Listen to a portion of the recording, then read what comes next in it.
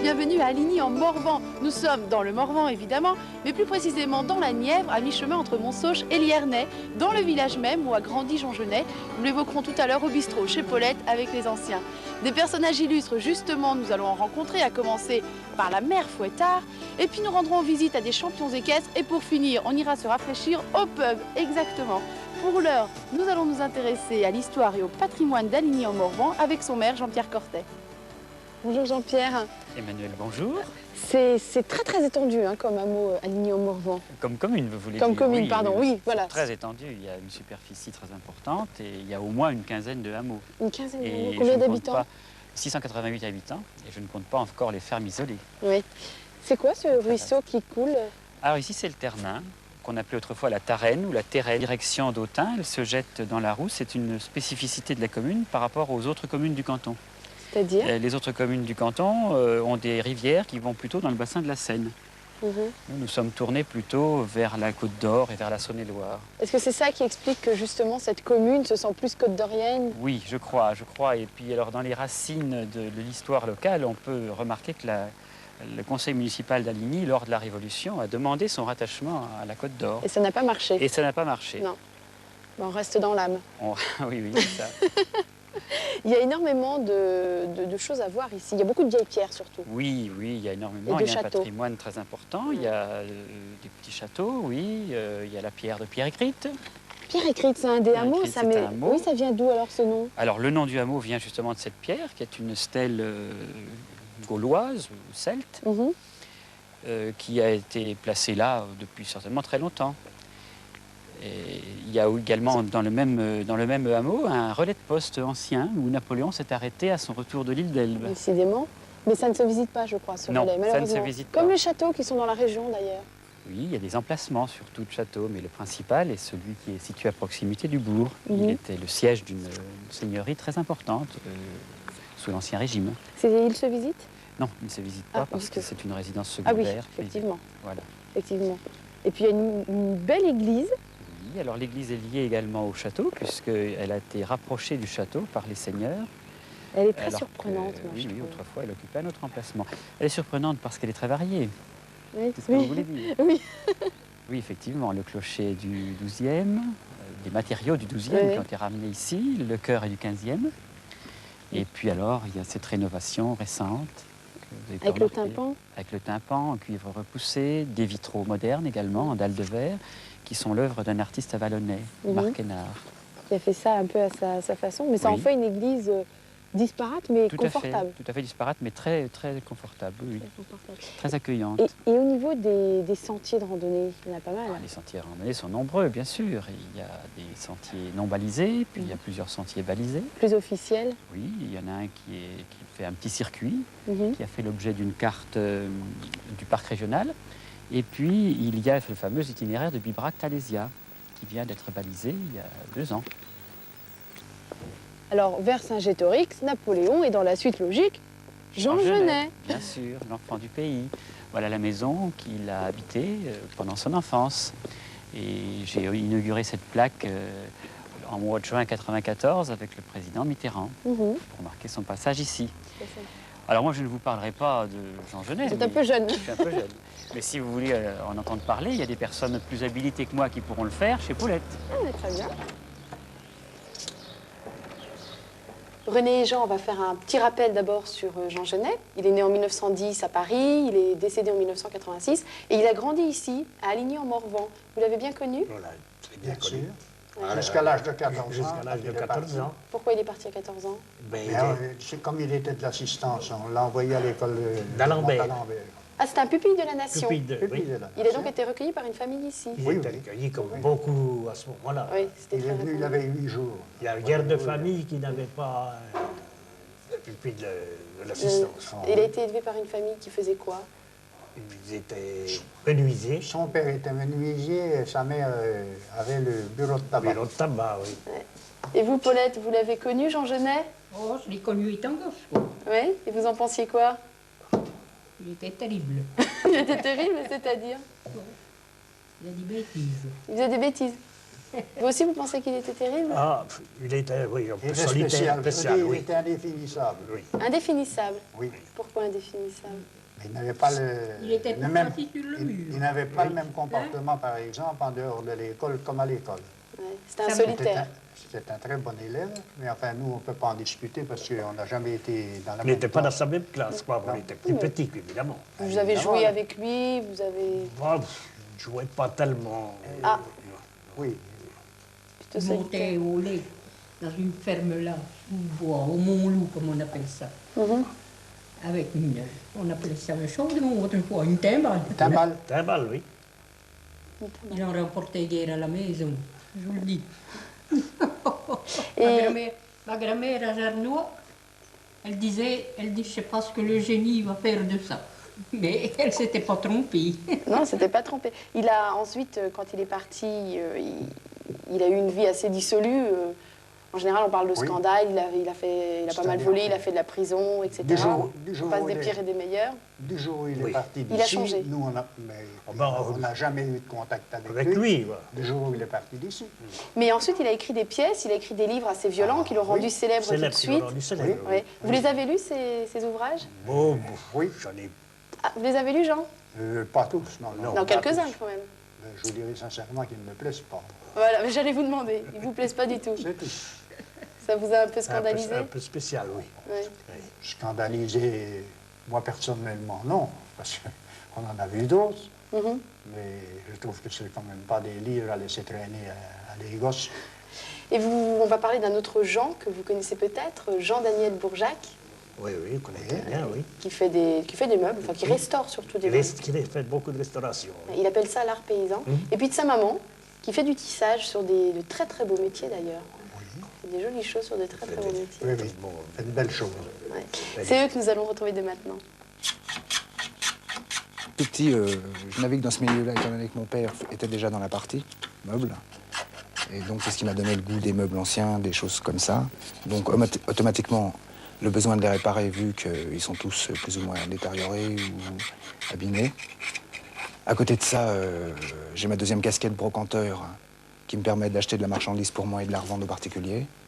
Et en plus de cette activité, je travaille beaucoup pour les particuliers, c'est-à-dire qu'eux ont du matériel ou de la marchandise plus ou moins endommagée. Et souvent, on les passe de l'écurie ou de la grange dans le salon, en lui remettant les pieds, les portes d'aplomb, enfin, les coulissages de tiroirs corrects, etc., etc. Alors, dans cette partie-là, on retrouve les meubles réparés.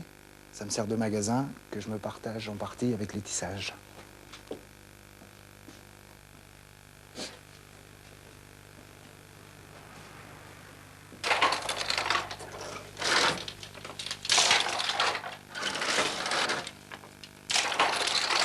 Je travaille ici sur un métier qui date de 1812, qui a été légèrement modifié, mais j'ai gardé toutes les pièces anciennes pour les remettre exactement dans l'état où il était autrefois. Je travaille en 150 cm de large, et sur ce métier, je fais des tissus pour faire des vestes que je confectionne après, des doubles rideaux, des coussins, enfin, etc. J'ai travaillé pour Madame Pierre Perret, Madame Yves Dutheil, Madame Jean Ferrat, enfin plein de gens connus.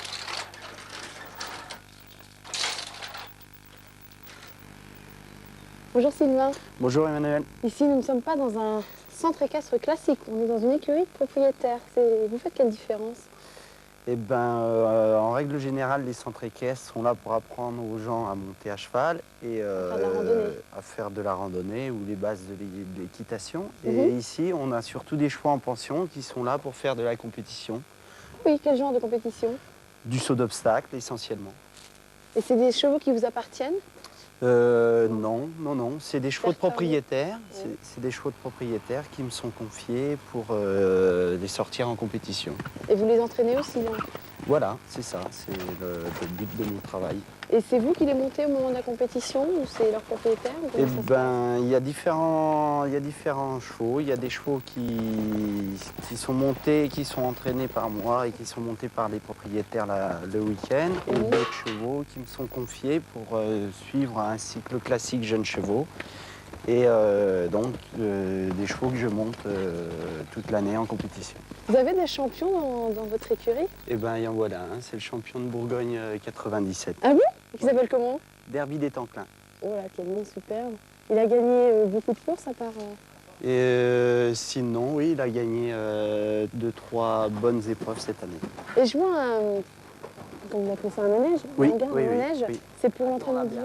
Oui, c'est pour travailler les chevaux toute l'année, même l'hiver, parce que, bien sûr, parce qu'on commence les compétitions au mois de mars, donc il faut que les chevaux soient prêts, début mars, donc tout l'hiver nous entraînons les chevaux.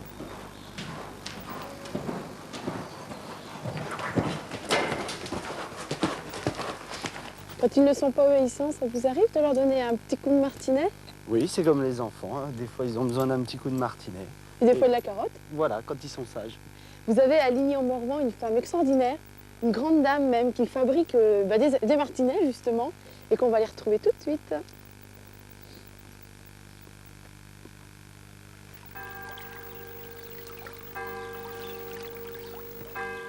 Suzanne Marache, on vous surnomme la mère Fouettard. Vous le prenez comment? C'est moi qui me suis baptisée. Ah, Je d'accord. trouve que c'est mignon. Oui. Et le martinet, c'est toute votre vie? C'est toute ma vie. 48 ans ici et 1 an à Paris. Vous avez commencé à Paris? Et 7 ans dans une maison avant. Mhm. Alors vous voyez, depuis 42, je suis dans le martinet. À Paris, donc, vous avez commencé? Avant de vous J'ai commencé à installer Paris Ligny. chez des patrons. Mhm. De 42 à 49. 49, je me suis mise à mon compte. Et en 50, on est venu là. Vous en fabriquez beaucoup?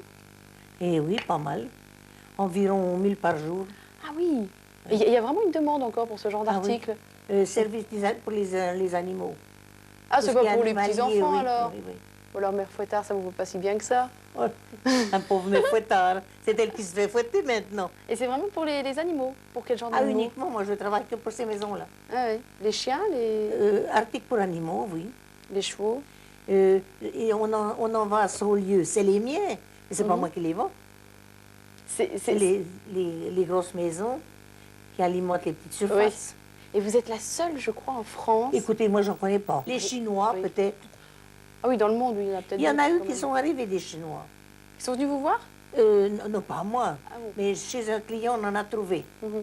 Mais c'est pas des lanières en cuir, c'est du salpa.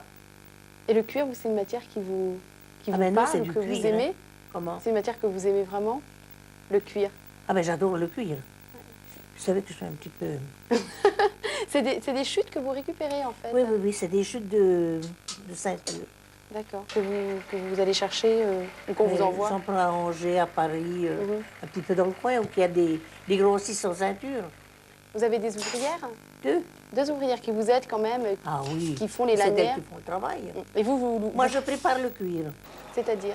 C'est-à-dire, je coupe les plaques de cuir pour que la petite les passe en lanière. On fasse les lanières et après qu'on aggrave ça sur Ça, le bois. le cuir, ça, c'est... Mhm. Je vous remercie beaucoup, Suzanne, de nous avoir accueillis. Et vous connaissez Pierre et Dominique Maté? Oui, très bien, oui. Lui, il fait des meubles Oui, et elle fait des chapeaux. des chapeaux, Magnifiques oui, de chapeaux. beaux petits chapeaux. Ouais. Je vous en parle parce que c'est eux que nous allons rejoindre tout de suite.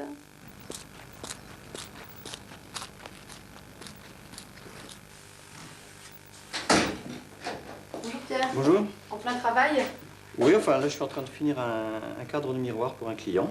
C'est un cadre en noyer. Pour ce miroir qui est là, justement j'allais l'installer, voir comment on pourrait le présenter dans le cadre si tout allait bien. Alors, voilà. C'est le client qui est arrivé avec une commande précise et vous avez réalisé. Oui, il avait son projet, donc je l'ai... Vous n'avez pas votre mot à dire, vous? Hop, si, quelquefois. Ils n'ont pas toujours les idées Très en ce qui clair. concerne leur volonté. Donc à ce moment-là, je leur fais un petit dessin d'avant-projet. Mais en général, on arrive toujours à s'entendre. Voilà. Je participe activement. Très bien, on va présenter. De mon côté. Voilà. Ensuite, on va mettre deux vis de sécurité parce qu'évidemment, on risque de casser le miroir, ce qui serait quand même dommage parce que le client, je pense, ça serait mécontent. Des chances. C'est un miroir qui est bientôt fini, là. Vous livrez? Voilà, mais en principe, le client vient la semaine prochaine, donc si tout va bien, Attention. si on ne le casse pas, Surprise. Ah, voilà. oui. Ah oui, vous avez caché, là. D'accord. Voilà, donc on a que caché la ciselure et un nouveau style. Mais vous êtes aussi un ébéniste astucieux et joueur.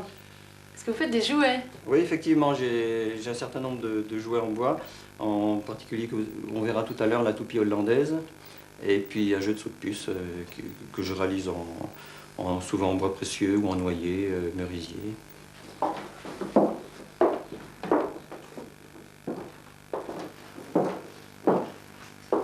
Voilà. Alors là, je vais vous présenter le fameux jeu dont je vous ai parlé tout à l'heure, la toupie hollandaise. Donc, le principe est très simple. Il s'agit d'aller renverser les quilles avec une toupie que l'on lance à partir de là. Une encoche. Voilà. Alors, on la présente ici dans les encoches correctement.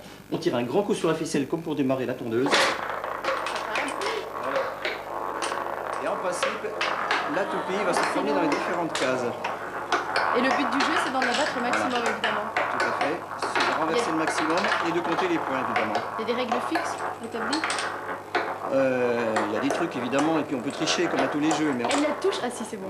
Voilà, donc là, on est à 15 points.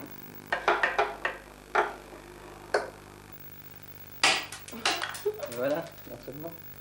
Il y a un doigt privilégié pour le saut de puce ou pas? Oui. J'essaie de... Ah! Voilà. C'est un jeu ancien? Vous l'avez trouvé. C'est également un jeu ancien, oui. J'ai rencontré beaucoup de personnes plus âgées qui m'ont dit « Oh, j'ai joué avec ça quand j'étais petite. » Voilà. Vous voyez l'entraînement. Et tous ces chapeaux là, c'est super. C'est votre épouse? Oui, c'est Dominique qui réalise tous ces chapeaux. Je peux les essayer? Bien sûr, oui, allez-y. Hop. Et juste bien sûr. Alors ce qui est dommage, c'est qu'elle n'est pas là aujourd'hui. Voilà, mais la prochaine fois, elle sera présente pour vous accueillir. Mais ce qui est formidable, c'est qu'on l'a déjà filmé. Donc on va pouvoir avoir des images d'archives pour montrer un peu ce qu'elle fait.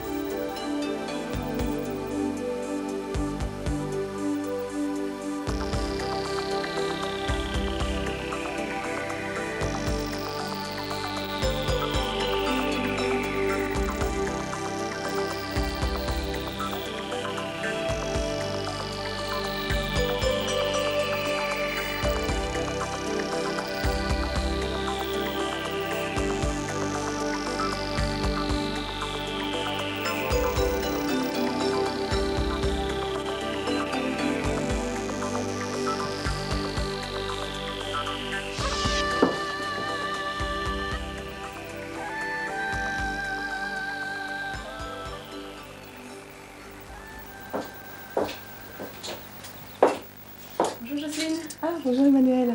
Je vous prends en plein labeur. Oui. Vous travaillez sur de la porcelaine ou sur de la faïence? Là, c'est de la faïence. C'est plus difficile? Non. Non, mais c'est juste une question que la faïence ne suffit pas aux mêmes températures que la porcelaine, mais il n'y a pas de difficulté autrement. Vous faites quoi ça? C'est du sorbier? C'est du sorbier, Oui. voilà, oui, c'est une branche de sorbier. Vous avez des thèmes préférés plutôt? Oui, j'aime bien justement peindre tout ce qui est les fruits, les fleurs du Morvan, parce que je trouve que ça se marie bien dans le contexte. Et c'est vrai que... C'est une inspiration très locale. Voilà. Et une préférence pour le végétal alors, plutôt que les animaux? Oh non, les oiseaux aussi, j'aime beaucoup peindre Ah les oui? oiseaux, les papillons, tout ça, oui. Bon, aussi, le décor dépend de l'objet que vous avez à peindre. Alors, il y a des... Selon la rondeur, voilà, peut-être. selon la forme, tout ça. Ouais. Oui. C'est une passion qui vous a pris quand? Oh, il y a une dizaine d'années. J'ai connu ça par des amis et puis j'ai trouvé ça très joli, alors je me suis intéressée. Puis j'ai suivi une école à Genève. Ah, vous avez carrément fait des études? C'est-à-dire que oui, on est obligé de prendre des cours parce que il y a comme une technique de base qu'il faut connaître dans les couleurs, surtout au niveau des préparations. Alors c'est très important. Parce qu'on peut faire des bêtises voilà. si c'est mal préparé? Tout à fait. Si les couleurs sont trop grasses, quand ça repasse au four, ça saute. La couleur, l'émail saute et puis... Le four, c'est pour fixer la peinture? Voilà. Ça monte à 750 degrés pour la faïence et 850 pour la porcelaine. C'est une passion, mais c'est pas professionnel, hein? Oh non. Voilà, c'est une passion que j'ai et que je peins surtout pour moi, pour les amis, pour vos amis. Voilà, pour la famille, pour des cadeaux. Mais ce n'est pas du tout professionnel. On va vous laisser travailler. Nous, pendant ce temps-là, on va aller au Little Pub rejoindre Isabelle et Emmanuel. Vous les connaissez d'ailleurs? Oui, je les connais bien, oui. Souvent le soir, on passe les voir, boire une petite bière, tout ça. Un petit repas. Oui, aussi. Ouais. C'est bien. Reclore, c'est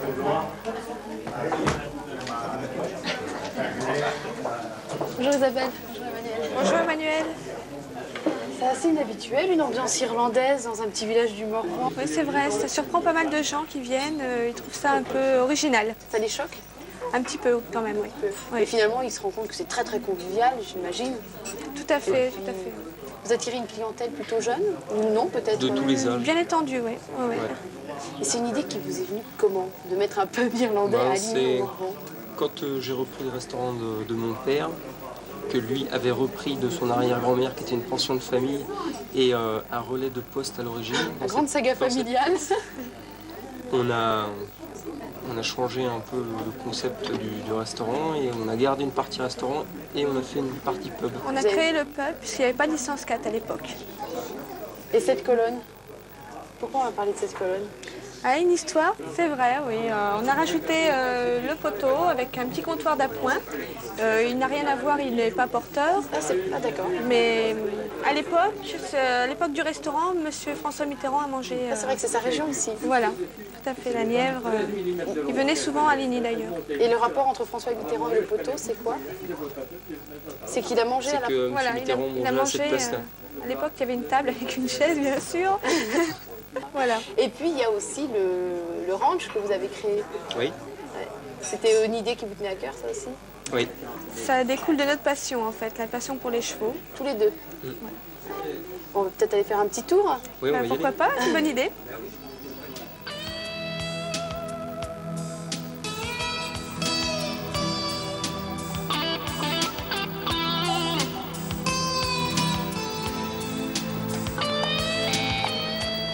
On va pas tiaguer là, on va les faire boire en même temps.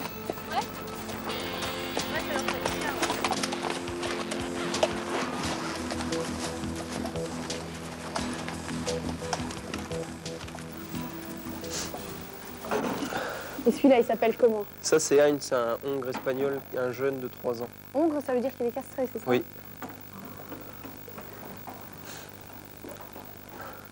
Celle-là c'est une pure sang lusitanienne de 4 ans.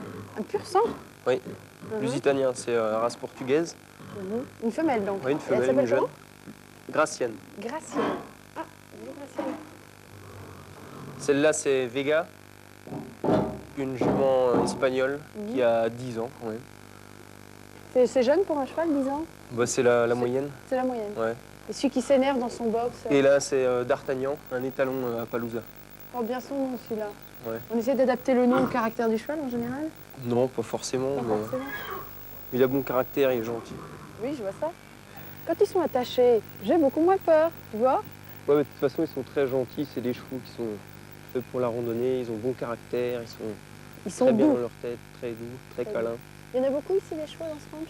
Il y en a 8 qui sont montables et j'ai des poulains qui vont être prêts pour l'année prochaine et dans 2 ans. Il faut laisser un peu de temps. Ouais. Ouais. Il y a beaucoup de balades à faire? Ouais, il y a beaucoup de balades en forêt avec les lacs à voir. Environ 500 km de chemin balisé pour faire des randonnées. Mais d'une manière générale, c'est quand même une région à chevaux. Hein. Ouais, il y a beaucoup de chevaux parce qu'il y a beaucoup à faire avec les chevaux aussi. Il s'appelle comment celui-là? Géronimo. Ouais, c'est un petit coquin, hein? Ouais, il est gentil. Mais... Ouais. Et c'est toi qui as fait le ranch? Oui. Isabelle m'a dit que tu avais fait le ranch de tes mains. Ouais, j'ai tout complètement. fabriqué avec ma mère qui m'a beaucoup aidé. À faire le ranch? Oui. Et Isabelle peut-être un petit peu. Isabelle a participé un petit peu aussi. Un petit peu, ouais. Alors ce qui est formidable, c'est que les gens, ils viennent monter chez vous, ils viennent manger chez vous aussi et ils viennent dormir à l'hôtel. Ouais, on a l'hébergement pour tout le monde, les cavaliers, les chevaux. C'est une formule tout compris, un gros forfait. Ouais, on va faire des forfaits week-end, semaine, avec équitation à la pluie. Et il y a de la musique aussi au Little Pub. Ouais, on passe de la musique celtique, morvandelle. C'est pas des groupes? Si, on fait des concerts aussi avec des groupes de musique différentes. Ouais, vous essayez de varier un peu les Ouais. styles. Alors là, c'est Henri Carré qu'on va rejoindre avec son accordéon, ou comme il l'appelle lui-même, son giguagnou, qui va nous interpréter quelque chose de tonique, hein, je crois. Ouais, je pense oui, que... ça risque d'être... il va y avoir de l'ambiance. Quant à moi, j'emporte ça, il paraît que ça porte bonheur, et je vous donne rendez-vous samedi prochain dans la route du lapin.